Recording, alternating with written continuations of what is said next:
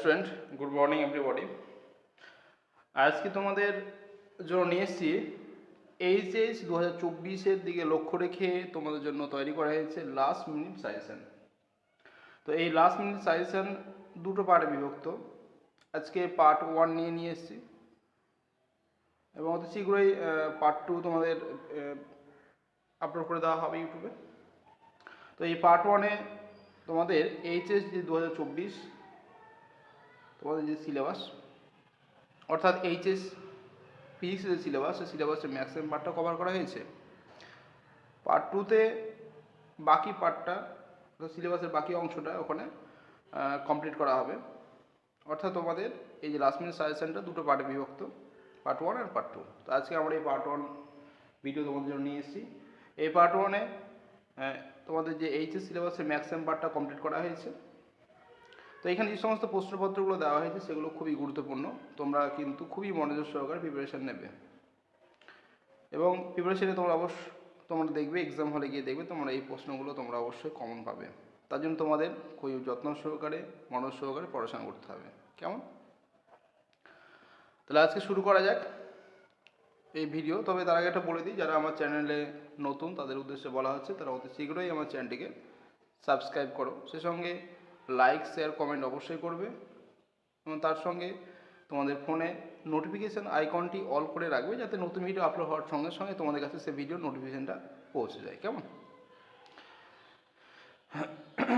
এবং যারা সারা বছর পড়াশোনা করেনি তাদেরকেও বলছি, তারা এই প্রশ্ন কয়েকটা প্রশ্ন তোমরা দেখে নাও, দেখবে তোমরাও কিন্তু খুব ভালো রেজাল্ট করবে। তাই চিন্তার কিছু নেই, চিন্তার বিষয় নেই, রিল্যাক্সে পড়ো, ডিপ্রেশন ফ্রিভাবে থাকো, পড়াশোনা করো, দেখবে তোমাদের অবশ্যই ভালো রেজাল্ট হবে। চিন্তা করে কিচ্ছু হবে না।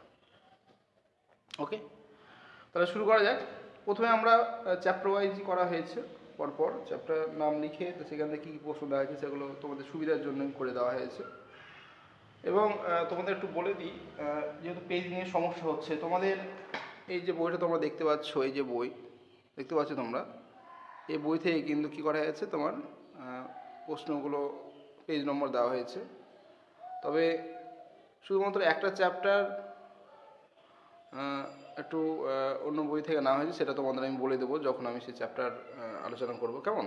এখন এই বইটা থেকেই ম্যাক্সিমাম প্রশ্ন নেওয়া হয়েছে। কেমন? আচ্ছা, শুরু করা যাক। তা স্থিতরিতে প্রাথমিক ঘটনাবলী থেকে কী দেওয়া হয়েছে দেখো। বিকর্ষণী তড়িৎগ্রস্ততার চূড়ান্ত প্রমাণ ব্যাখ্যা করো। অথবা কোনো বস্তু তড়িৎগ্রস্ত কিনা বোঝার জন্য আকর্ষণ অপেক্ষা বিকর্ষণ অধিকতর নির্ভরযোগ্য, ব্যাখ্যা করো। তোমরা এই প্রশ্নটির অ্যান্সার তোমরা পেয়ে যাবে ছায়াপ্রকাশনী বই তোমাদের রয়েছে, সে 04 অর্থাৎ পেজ নম্বর 4-এ তোমরা এই প্রশ্নের অ্যান্সার তোমরা পেয়ে যাবে। তারপর কি বলেছে, আধানের তন্মাত্রিক ঘনত্ব বলতে কী বোঝো? এটা খুবই গুরুত্বপূর্ণ প্রশ্ন, এটা তোমরা ছায়াপ্রকাশনী বইয়ের 8 নম্বর পেজে তোমরা পেয়ে যাবে। তারপরে কি বলা হয়েছে, তারপরে গুরুত্বপূর্ণ প্রশ্ন কি দেখো, 3 মিলিমিটার ব্যাসবিশিষ্ট এবং একই আধানে আহিত 27টি জলবিন্দু সংযুক্ত হয়ে একটা বড় জলবিন্দু উৎপন্ন করলো। উভয় ক্ষেত্রের জন্য তলমাত্রিক ঘনত্বের অনুপাত নির্ণয় করো। এই প্রশ্নের অ্যান্সার তোমরা 9 নম্বর পেজ এবং কোশ্চেন নম্বর 3 ছায়াপ্রকাশনী বই পেয়ে যাবে। তারপর হচ্ছে 2 কুলম্ব তড়িৎদান ইলেকট্রনের সংখ্যা নির্ণয় করো। এই প্রশ্নের অ্যান্সার তোমরা পেয়ে যাবে ছায়াপ্রকাশনী বইয়ের পেজ নম্বর 17 কোশ্চেন নম্বর 2। ঠিক আছে? ওকে। আজ এরপরে চলে এসেছি আমরা তড়িৎ ক্ষেত্র চ্যাপ্টার থেকে চলে এসেছি আমরা। সুষম তড়িৎ ক্ষেত্রে অবস্থিত একটি তড়িৎ দ্বিমেরুর উপর ক্রিয়াশীল বল ও টর্কের রাশিমালা নির্ণয় করো। তোমরা এই বইটা এই প্রশ্নটা ছায়াপ্রকাশনী বইয়ের 38 নম্বর পেজে তোমরা পেয়ে যাবে। ঠিক আছে? আচ্ছা, তারপর কি হচ্ছে, তড়িৎ দ্বিমেরু ভ্রামক কাকে বলে? একটা তড়িৎ দ্বিমেরুর মধ্যবিন্দু থেকে আর দূরত্বে তার অক্ষের উপর অবস্থিত কোনো বিন্দুতে তড়িৎ ক্ষেত্রের মান নির্ণয় করো। এই প্রশ্নের অ্যান্সার তোমার ছায়াপ্রকাশনী বইয়ের 37 নম্বর পেজে তোমরা পেয়ে যাবে। তা বলছে, দুটি তড়িৎ বলরেখা পরস্পরকে ছেদ করে না কেন? দুটো তড়িৎ বলরেখা পরস্পর ছেদ করে না কেন? এই প্রশ্নের অ্যান্সার তোমার ছায়াপ্রকাশনী বইয়ের 35 পেজে তোমরা পেয়ে যাবে। তারপর কি বলছে, 10 সেন্টিমিটার বাহুবিশিষ্ট একটি বর্গক্ষেত্রের 4টি কোণের প্রত্যেকটিতে 20 ESU ধনাত্মক আধান আছে। বর্গক্ষেত্রের কর্ণ দুটির ছেদ বিন্দুতে তড়িৎ প্রাবল্যের মান নির্ণয় করো। তোমরা এই প্রশ্নের অ্যান্সার ছায়াপ্রকাশনী বইয়ের 31 নম্বর পেজ এবং কোশ্চেন নম্বর 3 তোমারা পেয়ে যাবে। প্রশ্ন খুব ইজি, তাই না?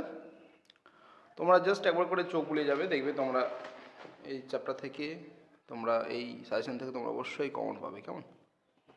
তারপর কি বলছে দেখো, প্লাস কিউ এবং মাইনাস ফোর কিউ আধান বায়ুতে আর দূরত্বে রয়েছে, এই দুই আধানের সংযোগ সরলরেখার কোথায় তড়িৎক্ষেত্র শূন্য হবে? এই সিমিলার প্রশ্ন তোমাদের রয়েছে ছায়াপ্রকাশন বইয়ের 31 পেজ কোশ্চেন নাম্বার 2। যদি দেখো তাহলে সেখানে তোমরা এই প্রশ্নের অ্যান্সারটা হুবহু পেয়ে যাবে একই রকম। এখানে শুধুমাত্র plus Q R minus four Q দেওয়া হয়েছে, ওখানে মান দেওয়া হয়েছে। কেমন?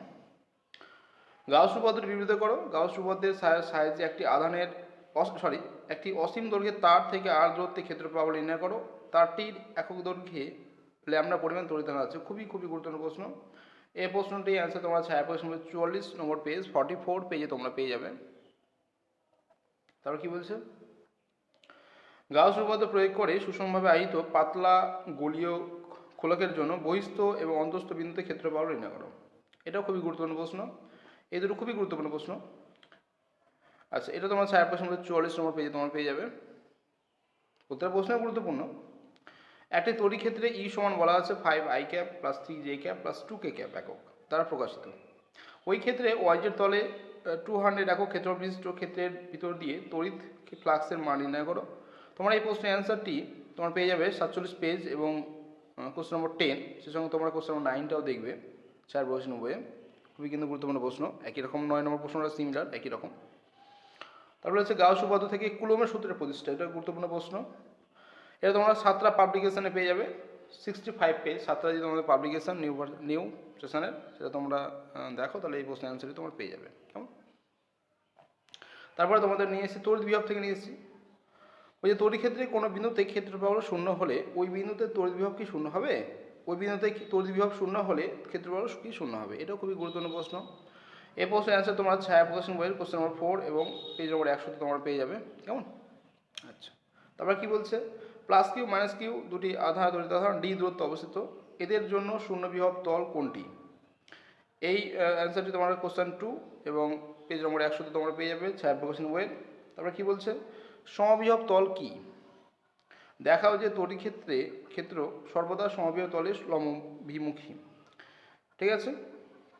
আচ্ছা, কোনো বিন্দু এক্স ওয়াই জেড তে তড়িৎ বিভব ভি বলা আছে এটা, এবং ওই বিন্দু তড়িৎ প্রাবল্য ই বের করো। যাই হোক, এই প্রশ্নের অ্যান্সার তোমরা পেয়ে যাবে। ঠিক আছে, এটা এই সমবিভব তলে ওখানে পেয়ে যাবে। কেমন? যাই হোক, পেজ নম্বরটা ছুটে গেছে। আর এই প্রশ্নের অ্যান্সার তোমরা পেয়ে যাবে ছায়াপ্রকাশন বইয়ের কোশ্চেন নম্বর 8 পেজ নম্বর 120। কেমন? আচ্ছা, তারপরে কি বলছেন, সম ব্যাসার্ধ এবং সমাধান যুক্ত 64 ক্ষুদ্র জলবিন্দুকে একত্রিত করে একটি বৃহৎ জলবিন্দুতে পরিণত করা হলো। বৃহৎ এবং ক্ষুদ্র জলবিন্দুর বিভবের অনুপাত নির্ণয় করতে বলা হয়েছে।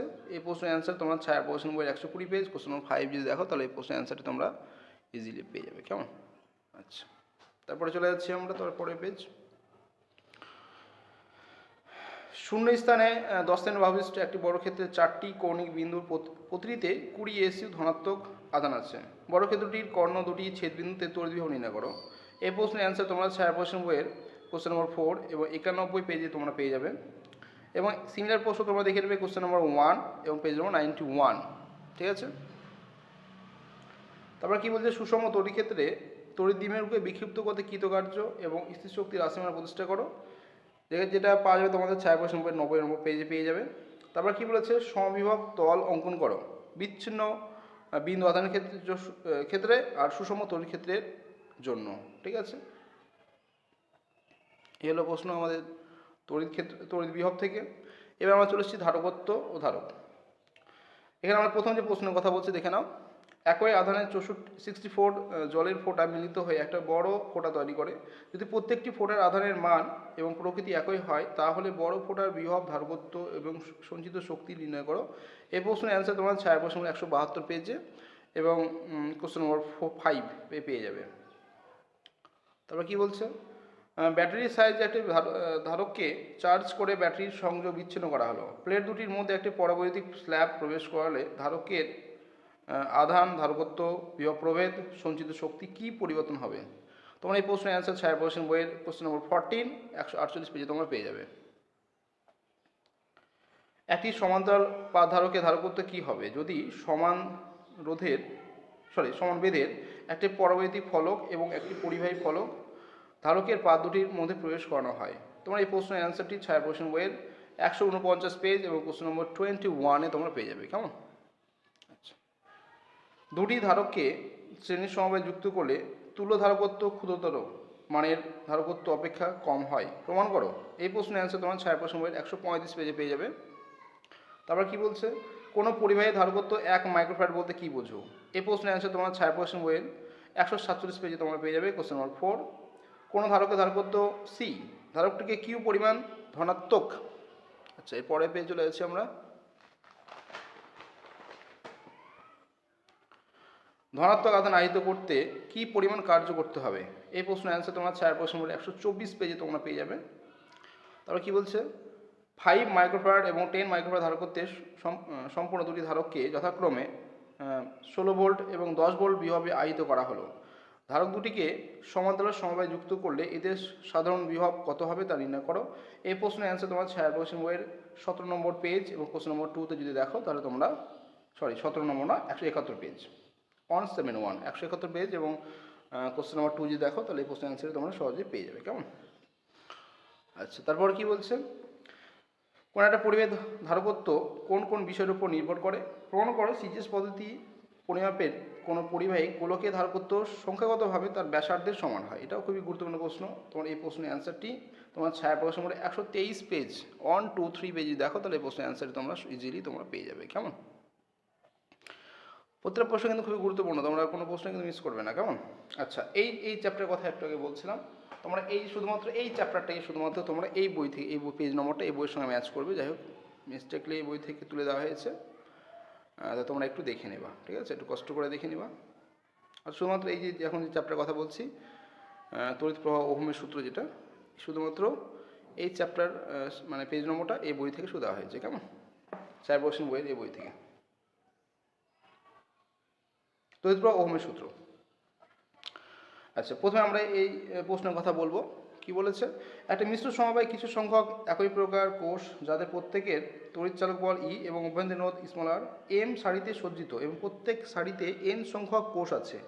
সমবায়ের বহিস্থ রোধ আর হলে বর্তনীতে প্রবাহমাত্রার সর্বোচ্চ মানের শর্ত নির্ণয় করো, সর্বোচ্চ প্রবাহমাত্রাও বের করো। ঠিক আছে, তোমার এই গুরুত্বপূর্ণ প্রশ্নটার অ্যান্সার তোমার ছায়া প্রশ্ন বইয়ের 219 পেজ, যে বইটা এখনই দেখলাম, এই বই শুধুমাত্র এই চ্যাপ্টারেরই প্রশ্ন এই বই থেকে করা হয়েছে, মানে বই থেকে পেজ নম্বর দেওয়া হয়েছে। বাকি সব আগে প্রথমে যে বইটা দেখিয়েছিলাম ছায়া প্রশ্নে, সেই বই থেকে কিন্তু করা হয়েছে। শুধুমাত্র এই চ্যাপ্টারটাই এখন যে বইটা দেখালাম, যে ফ্রন্ট পেজ, এই বই থেকে পেজ নম্বর দেওয়া হয়েছে। বাকি সবগুলো ওই বই থেকে, আগের বইটা থেকে। হচ্ছে মুক্ত ইলেকট্রন বিচরণের ধারণা থেকে ধাতব পরিবাহের ক্ষেত্রে ওহমের সূত্রটি প্রতিষ্ঠা করো। ওহমের সূত্রের ভেক্টর রূপটি প্রতিষ্ঠা করো। এই প্রশ্নের অ্যান্সার তোমার ছায়া প্রশ্ন 223 পেজে তোমরা পেয়ে যাবে। কেমন? একই প্রকারের কয়েকটা তড়িৎ কোষ প্রথমে শ্রেণীর সমবায়ে পরে সমান্তরাল সমবায়ে যুক্ত করে আর রোধ বিশিষ্ট বর্তনীতে তড়িৎ প্রবাহ পাঠানো হলো। কি শর্তে উভয় পক্ষেই সমান তড়িৎ প্রবাহ পাওয়া যাবে? এই প্রশ্নের অ্যান্সার তোমার ছায়া প্রশ্ন বইয়ের 230 পেজ এবং কোশ্চেন নম্বর 14 যদি দেখো তাহলে তোমরা পেয়ে যাবে। কেমন? তারপরে বলছে নষ্ট ভোল্টের সংজ্ঞা দাও, কোষের অভ্যন্তরীণ রোধের মান কি কি বিষয়ের উপর নির্ভর করে? এই প্রশ্নের অ্যান্সার তোমার ছায়া প্রশ্ন বইয়ের কোশ্চেন নম্বর 11 255 পেজ 255 পেজ যদি দেখো তাহলে এই প্রশ্নের অ্যান্সারটা তোমরা খুব সহজে পেয়ে যাবে। কেমন? তারপরে চলে এসো এখানে,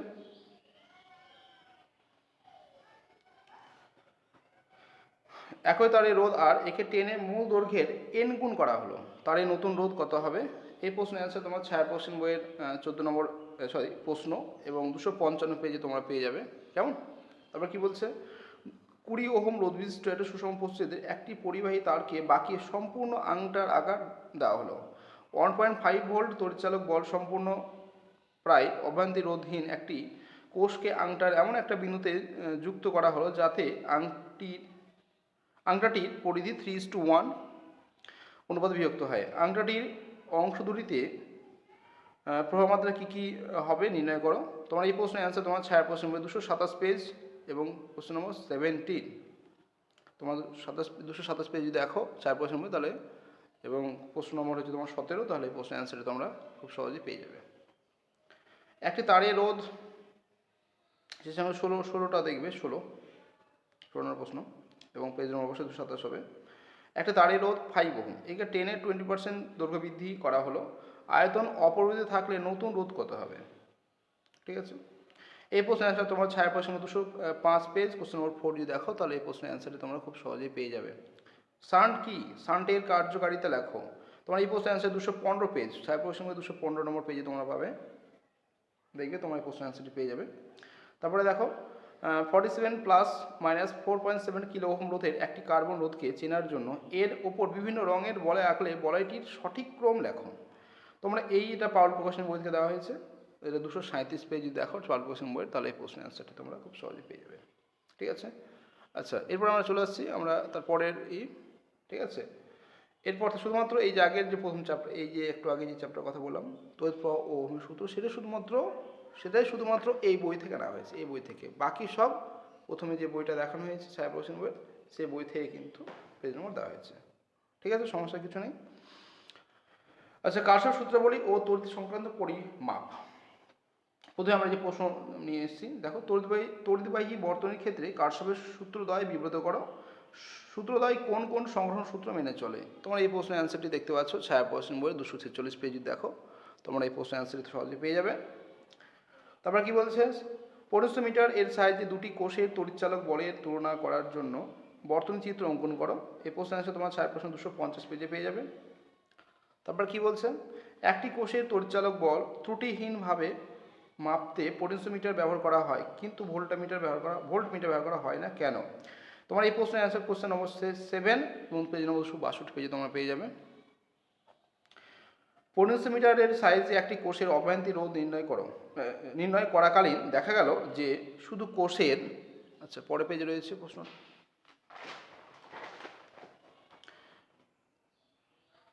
তড়িৎচালক বল নিষ্ক্রিয় করার জন্য পোটেনশিওমিটারে 150 সেন্টিমিটার দৈর্ঘ্যের তারের নিস্পন্দ বিন্দু পাওয়া যায়। অতএব 8 ওহম এর একটি রোধ কোষের সাথে যুক্ত করায় পরিবর্তিত নিস্পন্দ বিন্দু দৈর্ঘ্য দাঁড়ায় 135 সেন্টিমিটার। কোষের অভ্যন্তরীণ রোধ নির্ণয় করো। তোমরা এই প্রশ্নের অ্যান্সার ছায়া প্রশ্ন বইয়ের কোশ্চেন নম্বর 4 এবং 252 পেজে তোমরা পেয়ে যাবে। তারপর কি বলেছে, পোটেনশিওমিটারের মূলনীতি লেখো। একটি পোটেনশিওমিটার ব্যবহার করে কিভাবে তড়িৎ কোষের অভ্যন্তরীণ রোধ নির্ণয় করা যায় তা বর্তনী সহ সংক্ষেপে ব্যাখ্যা করো। তোমার এই প্রশ্নের অ্যান্সার 264 পেজে, ছায়া প্রশ্ন 264 পেজে তোমরা পেয়ে যাবে।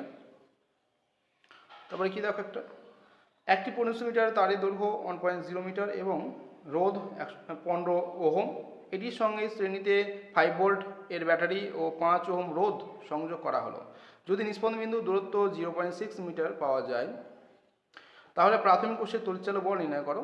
তোমরা এই প্রশ্নের অ্যান্সারটি তোমরা পেয়ে যাবে ছাত্রা পাবলিকেশনের 399 page, question number 13B, question number কত? 13B। ওকে, আচ্ছা তারপরে চলে আসছি আমরা, একটি হিটার কুণ্ডলী 200 ভোল্ট এর কার্য হবে 100 ওয়াট ক্ষমতা গ্রহণ করে। কুণ্ডলীটিকে সমান দুটি ভাগে ভাগ করা হলো, দুটি অংশকে সমান্তরাল সমবায়ে যুক্ত করে আবার 200 ভোল্ট লাইনের সংযোগ করা হলো। নতুন সমবায়টি কি পরিমাপ ক্ষমতা ব্যয় করবে? খুবই গুরুত্বপূর্ণ প্রশ্ন। এই প্রশ্নের অ্যান্সারটি তোমার ছায়া প্রশ্ন 287 পেজ এবং কোশ্চেন নম্বর 3 যদি দেখো তাহলে এই প্রশ্নের অ্যান্সারটি পেয়ে যাবে। তড়িৎ বর্তনীতে ব্যাটারির তড়িৎচালক বল ই, ব্যাটারির অভ্যন্তরীণ রোধ আর এবং বহির্বর্তনীতে ব্যবহৃত যাবতীয় রোধের তুল্য রোধ আর ক্যাপিটাল আর হলে বহির্বর্তনীতে সর্বোচ্চ ক্ষমতা পাওয়ার শর্তটি প্রতিষ্ঠা করো। এই প্রশ্নের অ্যান্সার তোমার ছায়া প্রশ্ন 286 পেজে তোমরা পেয়ে যাবে। তারপর কি বলছে, তাপের যান্ত্রিক তুলনাঙ্ক বলতে কী বলছো, এটাও তোমরা পেয়ে যাবে ছায়া প্রশ্ন 283 পেজে তোমরা এই প্রশ্নের অ্যান্সারটি তোমরা পেয়ে যাবে। কেমন? আচ্ছা ওকে, আচ্ছা এরপরে আমরা চলে আসছি পরের পেজ। কি বলছে, তড়িৎ শক্তি বিওটি ইউনিটের সংজ্ঞা দাও। এটা পেয়ে যাবে ছায়া প্রকাশন 288 পেজে পেয়ে যাবে। তারপরে কি বলছে, একটি বাড়িতে 60 ওয়াট 20টি বাতি 0.5 অ্যাম্পিয়ার প্রবাহ মাত্রায় ঘোরে এরকম 10টি ফ্যান আছে। মেন সাপ্লাই 220 ভোল্ট হলে প্রতি কিলোওয়াট ঘন্টায় খরচ 50 পয়সা হলে প্রতিদিন 6 ঘন্টা চালু থাকলে নভেম্বর মাসে বিল হিসাব করো। এটা গুরুত্বপূর্ণ প্রশ্ন। এটা তোমরা কোশ্চেন নম্বর 2 এবং 288 পেজে তোমরা এই প্রশ্নের অ্যান্সারটি তোমরা পেয়ে যাবে। 220 ভোল্ট 100 ওয়াট চিহ্নিত একটি বৈদ্যুতিক বাতি 150 ওয়াট ক্ষমতার ঊর্ধ্বে ফিউজ হয়ে যায়। সর্বাধিক কত ভোল্টেজ এই বৈদ্যুতিক বাতিটি পক্ষে সহনীয়? এটাও কিন্তু খুবই গুরুত্বপূর্ণ প্রশ্ন। এটা তোমার ছায়া প্রশ্ন নম্বর 292 পেজ, কোশ্চেন নম্বর 4 যদি দেখো তাহলে প্রশ্নের অ্যান্সারটি তোমরা খুব সহজে পেয়ে যাবে। দেখাও যে তড়িৎ প্রবাহ বিভব পার্থক্যের গুণফল এর একক ক্ষমতার এককের সঙ্গে অভিন্ন। তোমার এই প্রশ্নের অ্যান্সারে ছায়া প্রশ্ন নম্বর 294 পেজে তোমরা পেয়ে যাবে। কেমন? তারপর কি বলছে, একটি বৈদ্যুতিক বাল্বের তড়িৎ প্রবাহ 0.5% হ্রাস পেলে বাল্বের ক্ষমতা কত হ্রাস পাবে? তোমরা এই প্রশ্নের অ্যান্সারটি তোমরা পেয়ে যাবে ছায়া প্রশ্ন বইয়ের কোশ্চেন নম্বর 2 এবং 302 পেজ। কেমন? আচ্ছা, এরপর আমরা চলে আসছি তড়িৎ চুম্বকত্ব। প্রথমে আমরা যে প্রশ্নের কথা বলবো, দেখো, বায়োসাভার্ট সূত্র প্রয়োগ করে সুদীর্ঘ ঋজু পরিবাহী তারের মধ্য দিয়ে তড়িৎ প্রবাহের জন্য কোনো বিন্দুতে চৌম্বক ক্ষেত্রে রাশিমালা প্রতিষ্ঠা করো। এই সূত্র থেকে 1 টেসলার সংজ্ঞা দাও, খুবই গুরুত্বপূর্ণ প্রশ্ন। এটা তোমরা ছায়া প্রকাশন বইয়ের 311 পেজে পেয়ে যাবে, ছায়া প্রকাশন বইয়ের 311 পেজ, এবং 452 পেজে 7টা পাবলিকেশন পাবে। অর্থাৎ এখানে যে প্রশ্ন দুটো রয়েছে, সেকেন্ড প্রশ্ন তোমরা পেয়ে যাবে 1 টেসলার সংজ্ঞাটা তোমরা পেয়ে যাবে 7টা পাবলিকেশন 452 পেজে, এবং প্রথম প্রশ্নটা পেয়ে যাবে ছায়া প্রকাশন 311 পেজে। যারা এখন আমার চ্যানেল নতুন তারা অবশ্যই চ্যানেলকে সাবস্ক্রাইব করো, সে সঙ্গে লাইক শেয়ার কমেন্ট অবশ্যই করবে, কেন এই ভিডিওটা অবশ্যই তোমাদের বন্ধুদের মধ্যে শেয়ার করবে, যাতে তোমার বন্ধুরাও যাতে উপকৃত হয়। কেমন? ঠিক আছে, সে সঙ্গে সাবস্ক্রাইব অবশ্যই করবে। আচ্ছা, কি বলছে, দুটি সুদীর্ঘ সমান্তরাল তড়িৎবাহী তার পরস্পরের প্রতি একক দৈর্ঘ্যের যে বল প্রয়োগ করে তার রাশিমালা প্রতিষ্ঠা করো। কখন বলটি আকর্ষণীয় বা বিকর্ষণীয়? উক্ত রাশিমালা 1 অ্যাম্পিয়ারের সংজ্ঞা দাও। এই প্রশ্নের অ্যান্সার তোমার ছায়া প্রশ্ন 331 পেজে তোমরা পেয়ে যাবে, 331 পেজে তোমরা পেয়ে যাবে ছায়া প্রশ্ন বইয়ের। তারপর কি বলছে, সুষম চৌম্বক ক্ষেত্রে একটি আয়তাকার তার কুণ্ডলী রাখা হলে তার উপর ক্রিয়াশীল টর্কের রাশিমালা প্রতিষ্ঠা করো। এই টর্কের মান কখন সর্বাধিক এবং কখন সর্বনিম্ন হয়? তোমরা এই প্রশ্নের অ্যান্সার তোমরা পেয়ে যাবে ছায়া প্রকাশনী বইয়ের 329 পেজ যদি দেখো, তাহলে এই প্রশ্নের অ্যান্সারটি তোমরা খুব সহজে তোমরা খুঁজে পেয়ে যাবে। কেমন?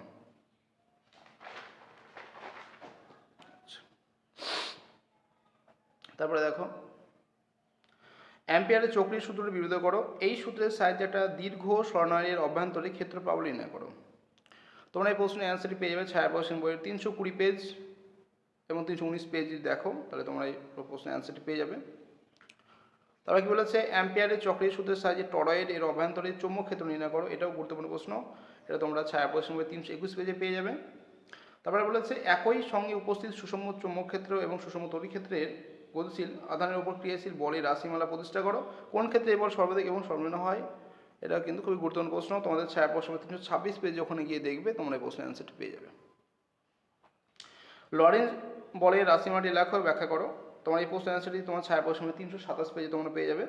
তারপর কি বলেছে, একটি পরিবাহী বৃত্তাকার কুণ্ডলী দিয়ে বয়ে যাওয়া প্রবাহ যদি দ্বিগুণ ও ব্যাসার্ধ অর্ধেক করে দেওয়া হয়, তবে কুণ্ডলী কেন্দ্রে চৌম্বক ক্ষেত্রের মান কীভাবে পরিবর্তিত হবে? এই প্রশ্নের অ্যান্সার তোমরা ছায়া প্রশ্ন 340 পেজে তোমরা যদি দেখো, তাহলে প্রশ্নের অ্যান্সারটি পেয়ে যাবে। ঠিক আছে, ওকে। এরপরে নিয়ে আসছে তোমাদের কোয়ান্টাম তত্ত্ব থেকে।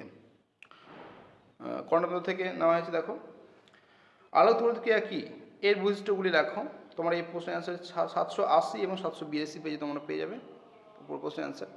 তারপর কি বলেছে, প্রতীক চিহ্নগুলির ব্যাখ্যা সহ আইনস্টাইনের আলোক তড়িৎ প্রক্রিয়া সংক্রান্ত সমীকরণ লেখো। এই প্রশ্নের অ্যান্সার তোমার ছায়া প্রশ্ন 785 পেজে তোমরা পেয়ে যাবে। কেমন? খুবই গুরুত্বপূর্ণ প্রশ্ন। কিভাবে কোয়ান্টাম তত্ত্বের সাহায্যে আলোক তড়িৎ ক্রিয়ার মূল বৈশিষ্ট্যগুলো ব্যাখ্যা করা যায় তা ব্যাখ্যা আলোচনা করো। এই প্রশ্নের অ্যান্সার তোমার ছায়া প্রশ্ন 785 পেজে তোমরা পেয়ে যাবে। নিবৃত্তি বিভবের সংজ্ঞা দাও। ল্যামডা তরঙ্গ দৈর্ঘ্যের কোনো আলোক রশ্মি দ্বারা একটি ধাতব তলকে আলোকিত করলে নিবৃত্তি বিভব হয় V0। একই তলকে 2 ল্যামডা তরঙ্গ দৈর্ঘ্যের আলোক রশ্মি দ্বারা আলোকিত করলে নিবৃত্তি বিভব হয় V0/4। বায়ুতে আলোর বেগ c হলে আলোক তড়িৎ নিঃসরণের সূচনা কম্পাঙ্ক বের করো।